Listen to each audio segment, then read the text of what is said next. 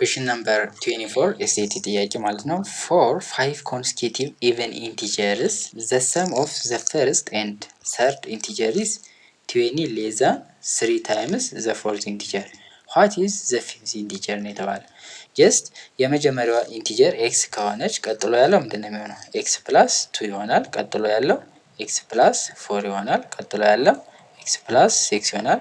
ቀጥሎ ያለው ኤክስ ፕላስ 8 ይሆናል ማለት ነው። የመጀመሪያው 1 2 3 4 5 ኢንቲጀሮች አሉ ማለት ነው። ኢቨን ኢንቲጀር ዘን እዚህ ጋር የተሰጠንን በደንብ ማየት አለባችሁ።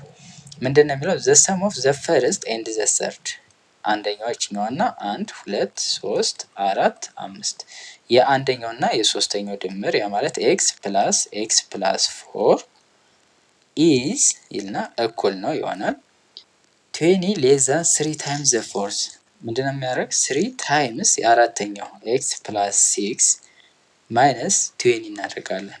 3 ታይምስ ሌስ ፎርዝ ኢንቲጀር ማለት ይሄ ነው። ሲቀነስ 20 እናደርጋለን ማለት ነው። ለምን 20 ሌስ ዛን 3 ታይምስ ዘ ፎርዝ ያንሳል። በምን በስንት በ20 ማለት ነው። ሶ ይሄንን ሶልቭ እናደርጋለን። ኤክስ ማለት ነው። ኤክስ ፕላስ ኤክስ ስንት ይሆናል? 2x ፕላስ 4 እኩል ነው 3 ሲባዛ በኤክስ 3x ዲስትሪቢዩት እናደርጋለን ማለት ነው። 3 ሲባዛ በ6 18 ሲቀነስ 20 ይሆናል ማለት ነው። 2x ሲደመር 4 እኩል ነው 3x ማይነስ 2 ይሆናል። ይሄን ስትቀንሱት ሶ እቺኛውን ኤክስ ወደዚህ እቺን ወደዚህ አመጣለሁ ማለት ነው። ወይም ሁሉም ሳይድ ላይ 2 ብደምር እቺኛዋ ትጠፋለች ማለት ነው። ያ ማለት 3x እኩል ነው 2x ፕላስ 6 ይሆናል።